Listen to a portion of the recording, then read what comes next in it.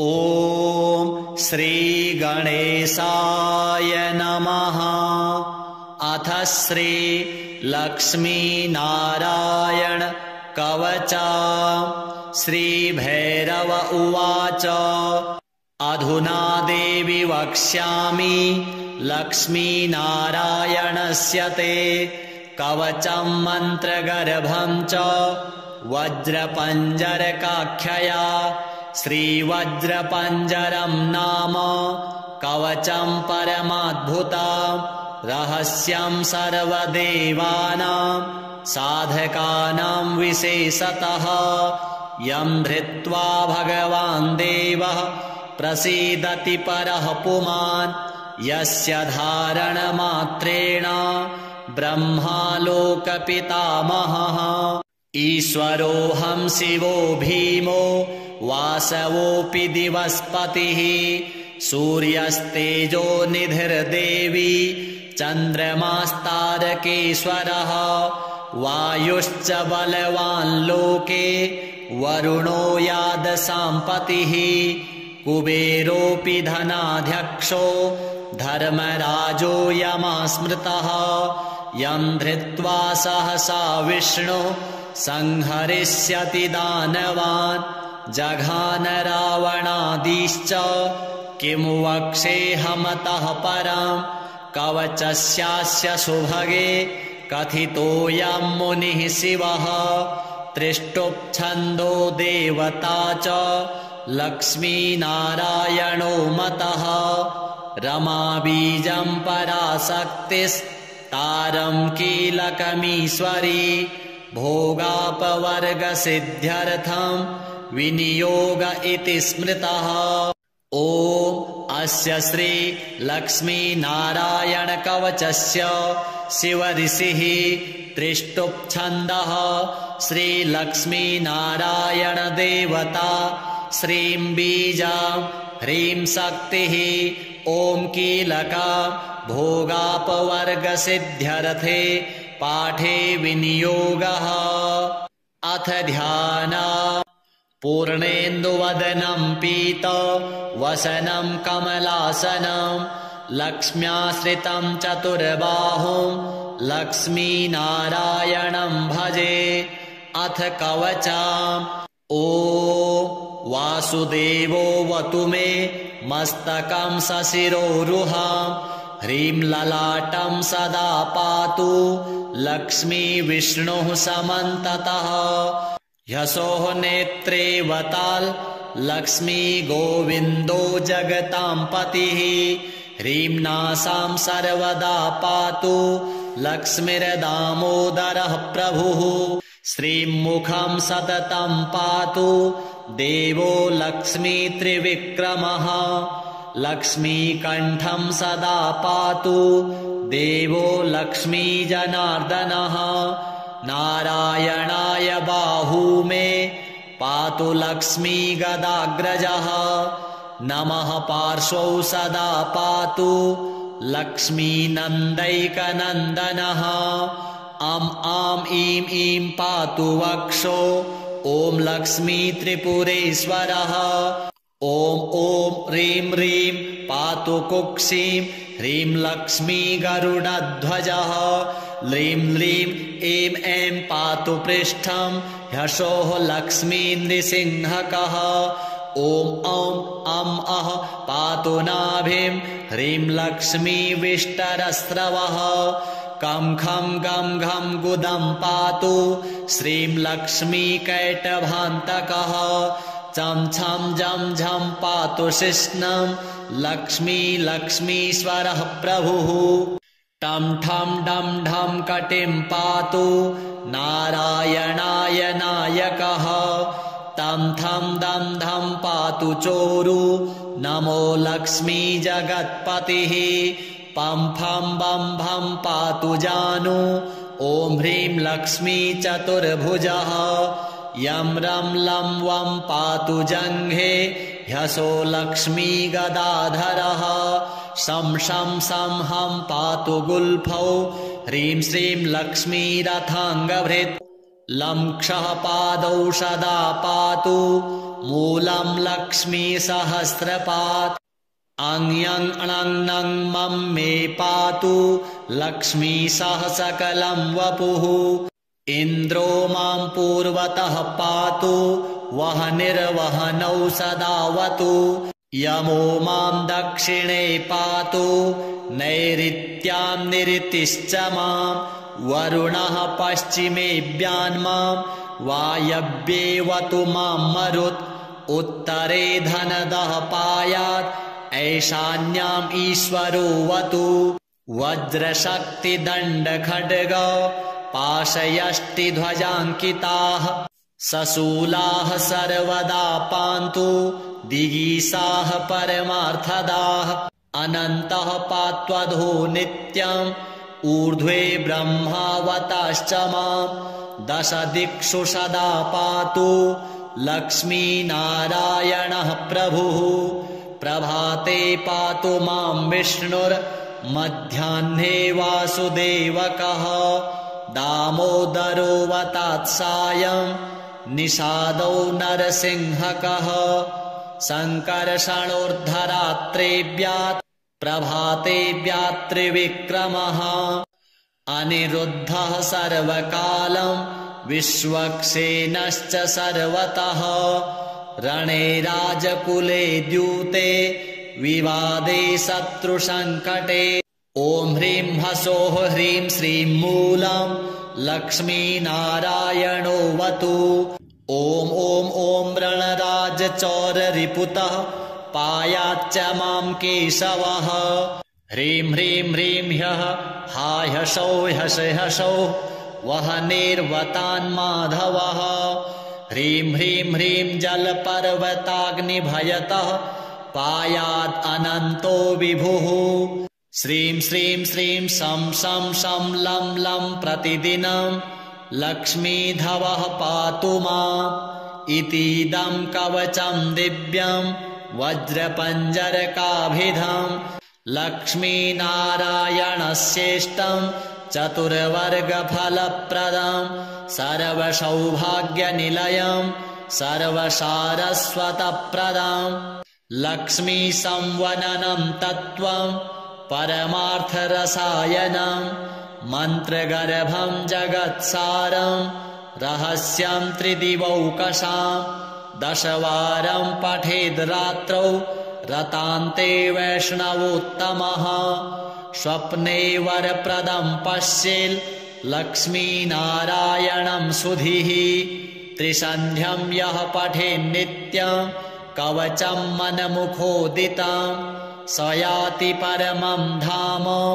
वैष्णवं वैष्णवेश्वरः महाचीनपदस्थोऽपि यः पठेत् आत्मचिन्तकः आनन्दपूरितस्तूर्णं लभेत् मोक्षं स साधकः गन्धाष्टकेन विलिखेत् रवौ भूर्जे जपन्मनो पीतसूत्रेण संवेष्ट्य सौवर्णेनाथ वेष्टयेत् धारयेत् गुटिकां मूर्ध्निं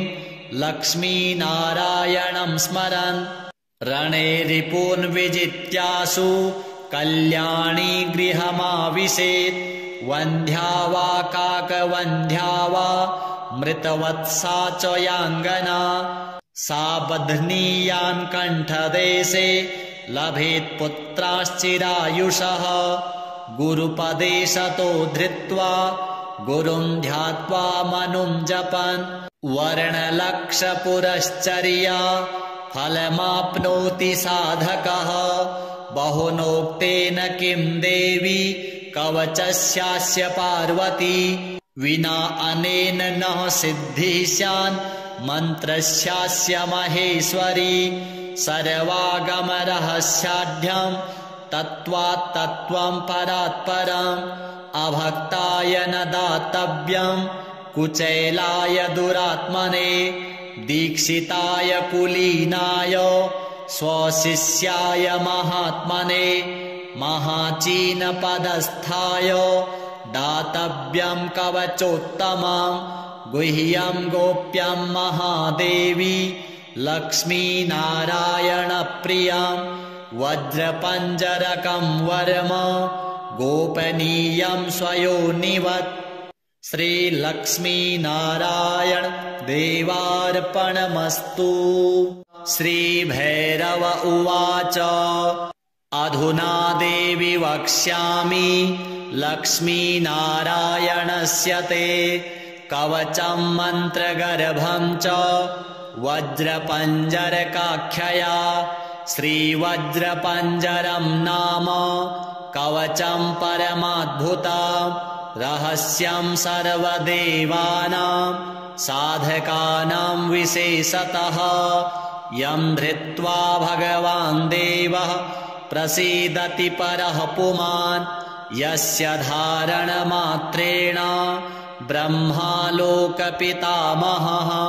ईश्वरोऽहं शिवो भीमो वासवोऽपि दिवस्पतिः सूर्यस्तेजो निधिर्देवी चन्द्रमास्तारकेश्वरः वायुश्च बलवान् लोके वरुणो यादसाम्पतिः कुबेरोऽपि धनाध्यक्षो धर्मराजो यमः स्मृतः यं धृत्वा सहसा विष्णु संहरिष्यति दानवान् जघान रावणादिश्च किं वक्ष्येऽहमतः परं कवचस्यास्य सुभगे कथितोऽयं मुनिः शिवः त्रिष्टुप्छन्दो देवता च लक्ष्मीनारायणो मतः रमा बीजं पराशक्तिस्तारं कीलकमीश्वरी भोगापवर्गसिद्ध्यर्थं विनियोग इति स्मृतः। ॐ अस्य श्री लक्ष्मीनारायण कवचस्य शिवऋषिः त्रिष्टुप्छन्दः श्रीलक्ष्मीनारायण देवता श्रीं बीजां ह्रीं शक्तिः ॐ कीलका भोगापवर्गसिद्ध्यर्थे पाठे विनियोगः। अथ ध्याना पूर्णेन्दुवदनं पीतवसनं कमलासनं लक्ष्म्याश्रितं चतुर्बाहुं लक्ष्मीनारायणं भजे। अथ कवचम् ॐ वासुदेवो वतु मे मस्तकं सशिरोरुहां ह्रीं ललाटं सदा पातु लक्ष्मी विष्णुः समन्ततः ह्यसोः नेत्रे वताल् लक्ष्मी गोविन्दो जगतां पतिः ह्रीं नासां सर्वदा पातु लक्ष्मीर्दामोदरः प्रभुः श्रीं मुखं सततं पातु देवो लक्ष्मी त्रिविक्रमः लक्ष्मीकण्ठं सदा पातु देवो लक्ष्मी जनार्दनः नारायणाय बाहू मे पातु लक्ष्मी गदाग्रजः नमः पार्श्वौ सदा पातु लक्ष्मी नन्दैकनन्दनः आं ईं ईं पातु वक्षो ॐ लक्ष्मी त्रिपुरेश्वरः ॐ ह्रीं ह्रीं पातु कुक्षिं ह्रीं लक्ष्मी गरुडध्वजः ह्रीं ह्रीं ऐं ऐं पातु पृष्ठं ह्यसोः लक्ष्मी नृसिंहकः ॐ अं पातु नाभिं ह्रीं लक्ष्मी विष्टरस्रवः कं खं गं घं गुदं पातु श्रीं लक्ष्मी कैटभान्तकः चं छं जं झं पातु शिश्नं लक्ष्मी लक्ष्मीश्वरः प्रभुः टं ठं डं ढं कटिं पातु नारायणाय नायकः तं थं दं धं पातु चोरु नमो लक्ष्मी जगत्पतिः पं फं बं भं पातु जानु ॐ ह्रीं लक्ष्मी चतुर्भुजः यं रं लं वं पातु जङ्घे ह्यसो लक्ष्मी गदाधरः शं शं सं हं पातु गुल्फौ ह्रीं श्रीं लक्ष्मी रथाङ्गभृत् लं क्षः पादौ सदा पातु मूलं लक्ष्मी सहस्रपात् अङ्यं अणङ् मं मे पातु लक्ष्मी सह सकलं वपुः इन्द्रो मां पूर्वतः पातु वह्निर्वहनौ सदावतु यमो मां दक्षिणे पातु नैऋत्यां निऋतिश्च मां वरुणः पश्चिमेऽभ्यान्मां वायव्येवतु मां मरुत् उत्तरे धनदः पायात् ऐशान्याम् ईश्वरोऽवतु वज्रशक्तिदण्डखड्ग पाशयष्टिध्वजाङ्किताः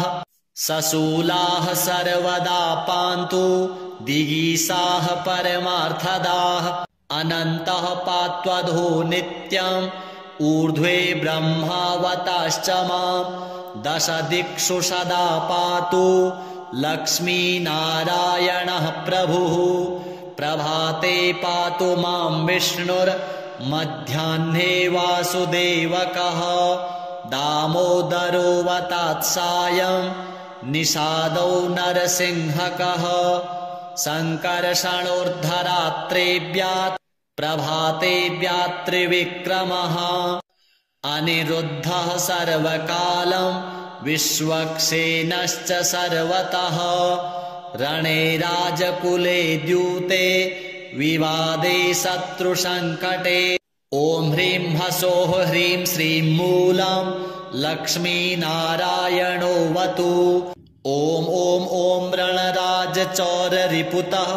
पायाच्च मां केशवः ह्रीं ह्रीं ह्रीं ह्यः हा ह्सौः ह्सौः वह्निर्वतान्माधवः ह्रीं ह्रीं ह्रीं जलपर्वताग्निभयतः पायात् अनन्तो विभुः श्रीं श्रीं श्रीं शं शं शं लं लं प्रतिदिनं लक्ष्मीधवः पातु माम् इतीदं कवचं दिव्यं वज्रपञ्जरकाभिधं लक्ष्मीनारायणस्येष्टं चतुर्वर्गफलप्रदं सर्वसौभाग्यनिलयं सर्वसारस्वतप्रदं लक्ष्मीसंवननं तत्त्वं परमार्थरसायनं मन्त्रगर्भं जगत्सारं रहस्यं त्रिदिवौकसां दशवारं पठेद् रात्रौ रतान्ते वैष्णवोत्तमः स्वप्ने वरप्रदं पश्येल् लक्ष्मीनारायणं सुधीः त्रिसन्ध्यं यः पठेन्नित्यं कवचं मनमुखोदितं स याति परमं धाम वैष्णवं वैष्णवेश्वरः महाचीनपदस्थोऽपि यः पठेत् आत्मचिन्तकः आनन्दपूरितस्तूर्णं लभेत् मोक्षं स साधकः गन्धाष्टकेन विलिखेत् रवौ भूर्जे जपन्मनुं पीतसूत्रेण संवेष्ट्य सौवर्णेनाथ वेष्टयेत् धारयेत् गुटिकां मूर्ध्निं लक्ष्मीनारायणं स्मरन् रणे रिपून् विजित्यासु कल्याणी गृहमाविशेत् वन्ध्या वा काकवन्ध्या वा मृतवत्सा च याङ्गना सा बध्नीयान् कण्ठदेशे लभेत् पुत्राश्चिरायुषः गुरुपदे सतो धृत्वा गुरुं ध्यात्वा मनुं जपन् वर्णलक्षपुरश्चर्या फलमाप्नोति साधकः बहुनोक्तेन किं देवी कवचस्यास्य पार्वती विना अनेन न सिद्धिः स्यान् मन्त्रस्यास्य महेश्वरी सर्वागमरहस्याढ्यं तत्त्वात् तत्त्वं परात् परम् अभक्ताय न दातव्यं कुचैलाय दुरात्मने दीक्षिताय कुलीनाय स्वशिष्याय महात्मने महाचीनपदस्थाय दातव्यं कवचोत्तमं गुह्यं गोप्यं महादेवी लक्ष्मीनारायणप्रियं वज्रपञ्जरकं वर्म गोपनीयं स्वयोनिवत्। श्रीलक्ष्मीनारायण देवार्पणमस्तु। श्रीभैरव उवाच अधुना देवि वक्ष्यामि लक्ष्मीनारायणस्य ते कवचं मन्त्रगर्भं च वज्रपञ्जरकाख्यया। श्रीवज्रपञ्जरं नाम कवचं परमाद्भुता रहस्यं सर्वदेवानां साधकानां विशेषतः यं धृत्वा भगवान् देवः प्रसीदति परः पुमान् यस्य धारणमात्रेण ब्रह्मालोकपितामहः। ईश्वरोऽहं शिवो भीमो वासवोऽपि दिवस्पतिः सूर्यस्तेजो निधिर्देवी चन्द्रमास्तारकेश्वरः वायुश्च बलवान् लोके वरुणो यादसाम्पतिः कुबेरोऽपि धनाध्यक्षो धर्मराजो यमस्मृतः यं धृत्वा सहसा विष्णु संहरिष्यति दानवान् जघान रावणादिश्च किं वक्ष्येऽहमतः परं कवचस्यास्य सुभगे कथितोऽयं मुनिः शिवः त्रिष्टुप्छन्दो देवता च लक्ष्मीनारायणो मतः रमाबीजं पराशक्तिस्तारं कीलकमीश्वरी भोगापवर्गसिद्ध्यर्थं विनियोग इति स्मृतः। ॐ अस्य श्री लक्ष्मीनारायण कवचस्य शिवऋषिः त्रिष्टुप्छन्दः श्रीलक्ष्मीनारायण देवता श्रीं बीजां ह्रीं शक्तिः ॐ कीलका भोगापवर्गसिद्ध्यर्थे पाठे विनियोगः। अथ ध्याना पूर्णेन्दुवदनं पीतवसनं कमलासनं लक्ष्म्याश्रितं चतुर्बाहुं लक्ष्मीनारायणं भजे। अथ कवचाम् ॐ वासुदेवोऽवतु मे मस्तकं सशिरोरुहां ह्रीं ललाटं सदा पातु लक्ष्मी विष्णुः समन्ततः ह्यसोः नेत्रे वताल्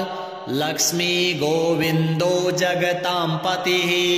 ह्रीं नासां सर्वदा पातु लक्ष्मीर्दामोदरः प्रभुः श्रीं मुखं सततं पातु देवो लक्ष्मी त्रिविक्रमः लक्ष्मीकण्ठं सदा पातु देवो लक्ष्मी जनार्दनः नारायणाय बाहू मे पातु लक्ष्मी गदाग्रजः नमः पार्श्वौ सदा पातु लक्ष्मी नन्दैकनन्दनः आं ईं ईं पातु वक्षो ॐ लक्ष्मी त्रिपुरेश्वरः ॐ ह्रीं ह्रीं पातु कुक्षिं ह्रीं लक्ष्मी गरुडध्वजः ह्रीं ह्रीं ऐं ऐं पातु पृष्ठं ह्यशोः लक्ष्मी नृसिंहकः ॐ अं पातु नाभिं ह्रीं लक्ष्मी विष्टरस्रवः कं खं गं घं गुदं पातु श्रीं लक्ष्मी कैटभान्तकः चं छं जं झं पातु शिश्नं लक्ष्मी लक्ष्मीश्वरः प्रभुः टं ठं डं ढं कटिं पातु नारायणाय नायकः तं थं दं धं पातु चोरु नमो लक्ष्मी जगत्पतिः पं फं बं भं पातु जानु ॐ ह्रीं लक्ष्मी चतुर्भुजः यं रं लं वं पातु जङ्घे ह्यसो लक्ष्मी गदाधरः शं शं सं हं पातु गुल्फौ ह्रीं श्रीं लक्ष्मी रथाङ्गभृत् लं क्षः पादौ सदा पातु मूलं लक्ष्मी सहस्रपात् अङ्यङ् अणङ् मं मे पातु लक्ष्मी सह सकलं वपुः इन्द्रो मां पूर्वतः पातु वह निर्वहनौ सदावतु यमो मां दक्षिणे पातु नैऋत्यां निऋतिश्च मां वरुणः पश्चिमेऽभ्यान्मां वायव्येवतु मां मरुत् उत्तरे धनदः पायात् ऐशान्याम् ईश्वरो वतु वज्रशक्तिदण्डखड्ग पाशयष्टिध्वजाङ्किताः सशूलाः सर्वदा पान्तु दिगीसाः परमार्थदाः अनन्तः पात्वधो नित्यम् ऊर्ध्वे ब्रह्मावताश्च मां दश दिक्षु सदा पातु लक्ष्मीनारायणः प्रभुः प्रभाते पातु मां विष्णुर्मध्याह्ने वासुदेवकः दामोदरोऽवतात् सायं निषादौ नरसिंहकः सङ्कर्षणोर्धरात्रेभ्यात् प्रभातेभ्यात् त्रिविक्रमः अनिरुद्धः सर्वकालं विश्वक्सेनश्च सर्वतः रणे राजकुले द्यूते विवादे शत्रुसङ्कटे ॐ ह्रीं ह्सौः ह्रीं श्रीं मूलं लक्ष्मीनारायणो वतु ॐ ॐ ॐ रणराजचौररिपुतः पायाच्च मां केशवः ह्रीं ह्रीं ह्रीं ह्यः हा ह्सौः ह्सौः वह निर्वतान्माधवः ह्रीं ह्रीं ह्रीं जलपर्वताग्निभयतः पायात् अनन्तो विभुः श्रीं श्रीं श्रीं शं शं शं लं लं प्रतिदिनं लक्ष्मीधवः पातु माम् इतीदं कवचं दिव्यं वज्रपञ्जरकाभिधं लक्ष्मीनारायणस्येष्टं चतुर्वर्गफलप्रदं सर्वसौभाग्यनिलयं सर्वसारस्वतप्रदं लक्ष्मीसंवननं तत्त्वं परमार्थरसायनं मन्त्रगर्भं जगत्सारं रहस्यं त्रिदिवौकशां दशवारं पठेद् रात्रौ रतान्ते वैष्णवोत्तमः स्वप्ने वरप्रदं पश्येल् लक्ष्मीनारायणं सुधीः त्रिसन्ध्यं यः पठेन्नित्यं कवचं मनमुखोदितं स याति परमं धाम वैष्णवं वैष्णवेश्वरः महाचीनपदस्थोऽपि यः पठेत् आत्मचिन्तकः आनन्दपूरितस्तूर्णं लभेत् मोक्षं स साधकः गन्धाष्टकेन विलिखेत् रवौ भूर्जे जपन्मनो पीतसूत्रेण संवेष्ट्य सौवर्णेनाथ वेष्टयेत् धारयेत् गुटिकां मूर्ध्निं लक्ष्मीनारायणं स्मरन् रणे रिपून् विजित्यासु कल्याणी गृहमाविशेत् वन्ध्या वा काकवन्ध्या वा मृतवत्सा च याङ्गना सा बध्नीयान् कण्ठदेशे लभेत् पुत्राश्चिरायुषः गुरुपदे सतो धृत्वा गुरुं ध्यात्वा मनुं जपन् वर्णलक्षपुरश्चर्या फलमाप्नोति साधकः बहुनोक्तेन किं देवी कवचस्यास्य पार्वती विना अनेन न सिद्धिः स्यान् मन्त्रस्यास्य महेश्वरी सर्वागमरहस्याढ्यं तत्त्वात् तत्त्वं परात् परम् अभक्ताय न दातव्यं कुचैलाय दुरात्मने दीक्षिताय कुलीनाय स्वशिष्याय महात्मने महाचीनपदस्थाय दातव्यं कवचोत्तमं गुह्यं गोप्यं महादेवी लक्ष्मीनारायणप्रियं वज्रपञ्जरकं वर्म गोपनीयं स्वयोनिवत्। श्रीलक्ष्मीनारायण देवार्पणमस्तु। श्रीभैरव उवाच अधुना देवि वक्ष्यामि लक्ष्मीनारायणस्य ते कवचं मन्त्रगर्भं च वज्रपञ्जरकाख्यया। श्रीवज्रपञ्जरं नाम कवचं परमाद्भुतं रहस्यं सर्वदेवानां साधकानां विशेषतः यं धृत्वा भगवान् देवः प्रसीदति परः पुमान्। यस्य धारणमात्रेण ब्रह्मा लोकपितामहः।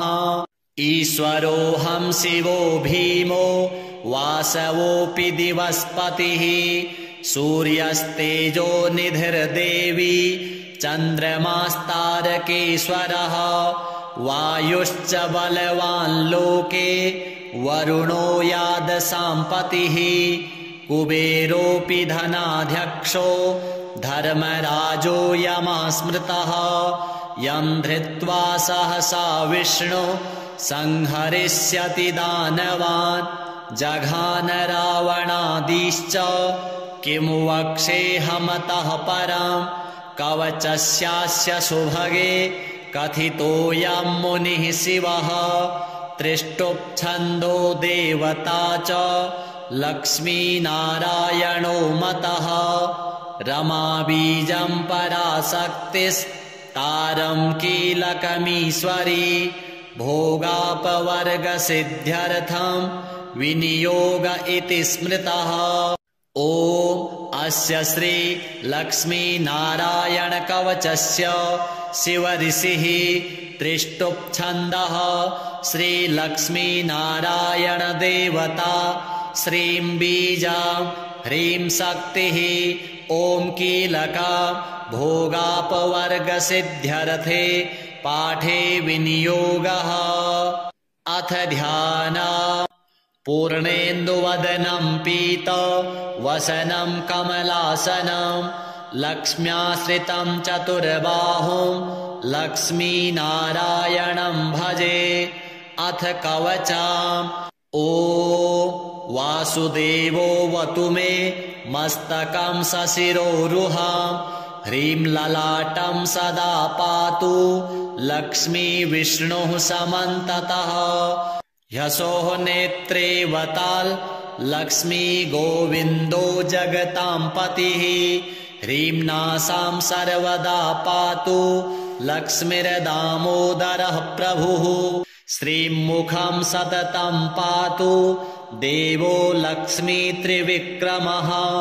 लक्ष्मीकण्ठं सदा पातु देवो लक्ष्मी जनार्दनः।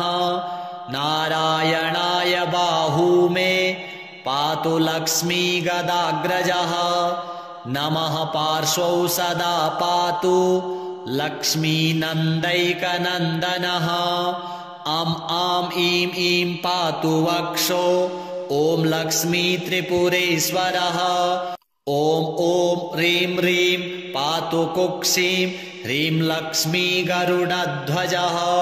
ह्रीं ह्रीं ऐं ऐं पातु पृष्ठं ह्यशोः लक्ष्मी नृसिंहकः।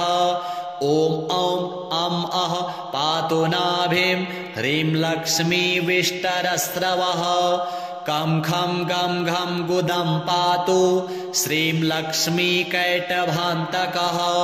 चं छं जं झं पातु शिश्नं लक्ष्मी लक्ष्मीश्वरः प्रभुः। टं ठं डं ढं कटिं पातु नारायणाय नायकः। तं थं दं धं पातु चोरु नमो लक्ष्मी जगत्पतिः। पं फं बं भं पातु जानु ॐ ह्रीं लक्ष्मी चतुर्भुजः।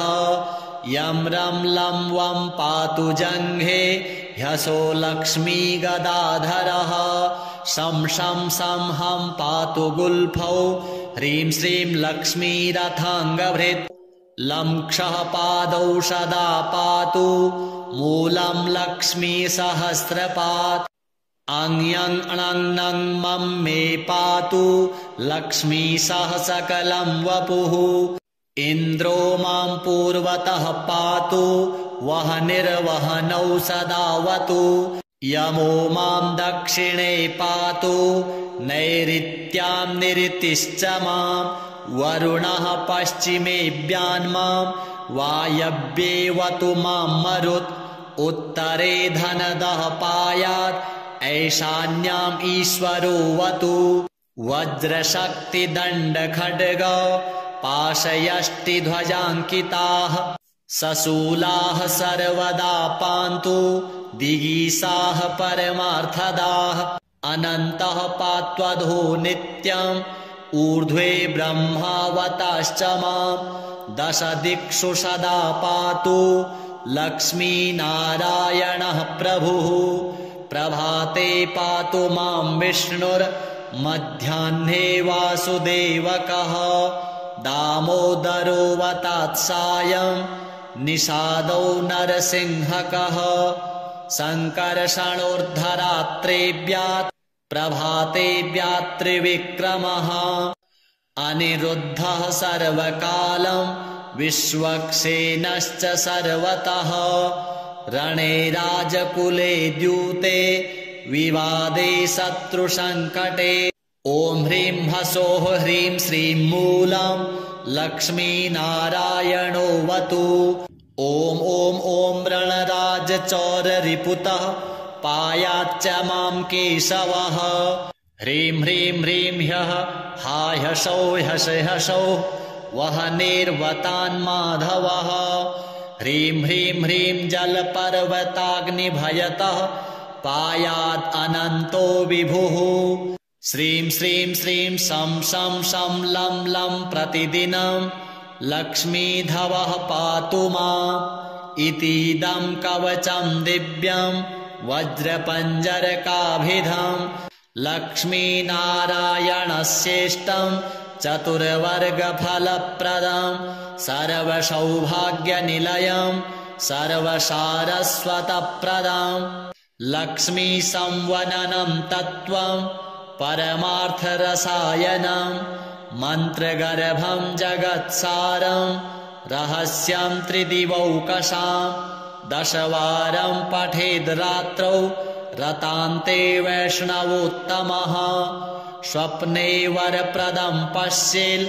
लक्ष्मीनारायणं सुधीः त्रिसन्ध्यं यः पठेन्नित्यं कवचं मनमुखोदितं स याति परमं धाम वैष्णवं वैष्णवेश्वरः महाचीनपदस्थोऽपि यः पठेत् आत्मचिन्तकः आनन्दपूरितस्तूर्णं लभेत् मोक्षं स साधकः गन्धाष्टकेन विलिखेत् रवौ भूर्जे जपन्मनुं पीतसूत्रेण संवेष्ट्य सौवर्णेनाथ वेष्टयेत् धारयेत् गुटिकां मूर्ध्निं लक्ष्मीनारायणं स्मरन् रणे रिपून् विजित्यासु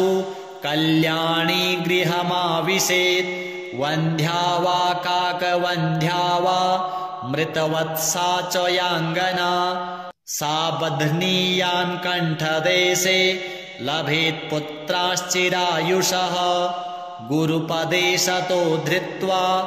गुरुं ध्यात्वा मनुं जपन् वर्णलक्षपुरश्चर्या फलमाप्नोति साधकः बहुनोक्तेन किं देवी कवचस्यास्य पार्वती विना अनेन न सिद्धिः स्यान् मन्त्रस्यास्य महेश्वरी सर्वागमरहस्याढ्यं तत्त्वात् तत्त्वं परात् परम् अभक्ताय न दातव्यं कुचैलाय दुरात्मने दीक्षिताय कुलीनाय स्वशिष्याय महात्मने महाचीनपदस्थाय दातव्यं कवचोत्तमं गुह्यं गोप्यं महादेवी लक्ष्मीनारायणप्रियं वज्रपञ्जरकं वर्म गोपनीयं स्वयोनिवत् श्रीलक्ष्मीनारायण देवार्पणमस्तु। श्रीभैरव उवाच अधुना देवि वक्ष्यामि लक्ष्मीनारायणस्य ते कवचं मन्त्रगर्भं च वज्रपञ्जरकाख्यया। श्रीवज्रपञ्जरं नाम कवचं परमाद्भुता रहस्यं सर्वदेवानां साधकानां विशेषतः यं धृत्वा भगवान् देवः प्रसीदति परः पुमान् यस्य धारणमात्रेण ब्रह्मालोकपितामहः। ईश्वरोऽहं शिवो भीमो वासवोऽपि दिवस्पतिः सूर्यस्तेजो निधिर्देवी चन्द्रमास्तारकेश्वरः वायुश्च बलवान् लोके वरुणो यादसाम्पतिः कुबेरोऽपि धनाध्यक्षो धर्मराजो यमस्मृतः यं धृत्वा सहसा विष्णु संहरिष्यति दानवान् जघान रावणादिश्च किं वक्ष्येऽहमतः परं कवचस्यास्य सुभगे कथितोऽयं मुनिः शिवः त्रिष्टुप्छन्दो देवता च लक्ष्मीनारायणो मतः रमाबीजं पराशक्तिस्तारं कीलकमीश्वरी भोगापवर्गसिद्ध्यर्थं विनियोग इति स्मृतः। ॐ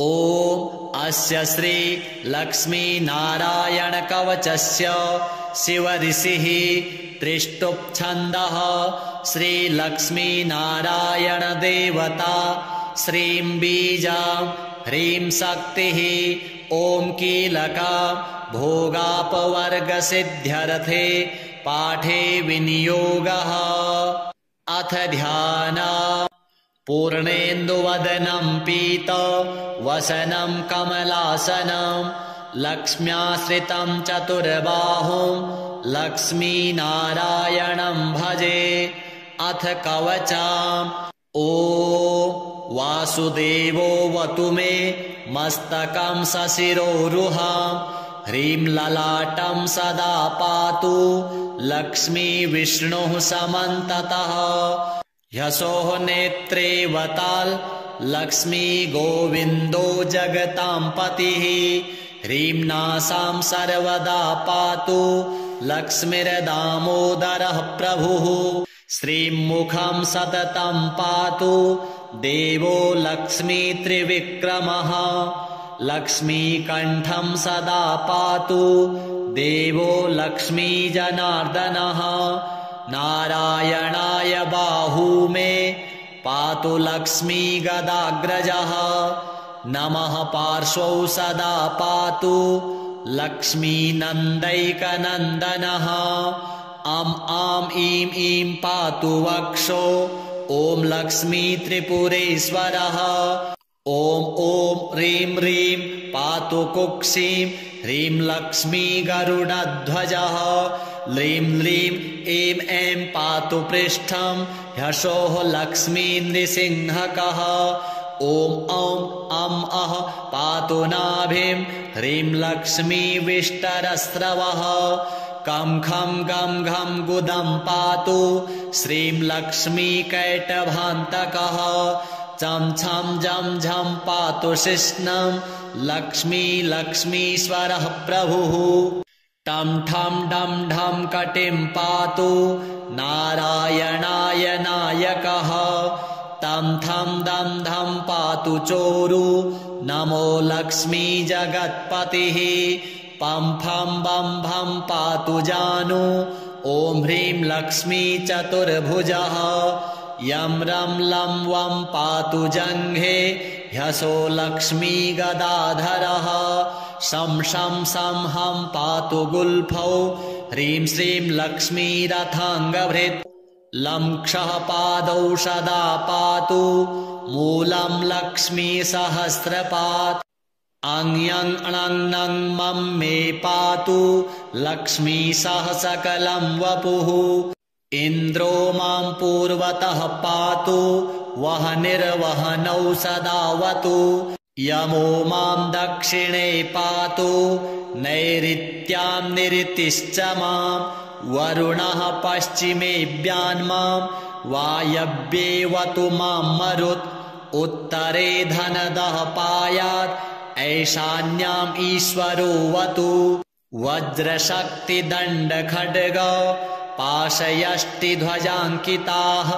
सशूलाः सर्वदा पान्तु दिगीसाः परमार्थदाः अनन्तः पात्वधो नित्यम् ऊर्ध्वे ब्रह्मावताश्च मां दश दिक्षु सदा पातु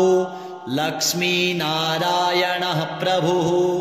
प्रभाते पातु मां विष्णुर्मध्याह्ने वासुदेवकः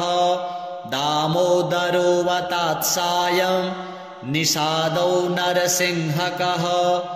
सङ्कर्षणोर्धरात्रेभ्यात् प्रभातेभ्यात् त्रिविक्रमः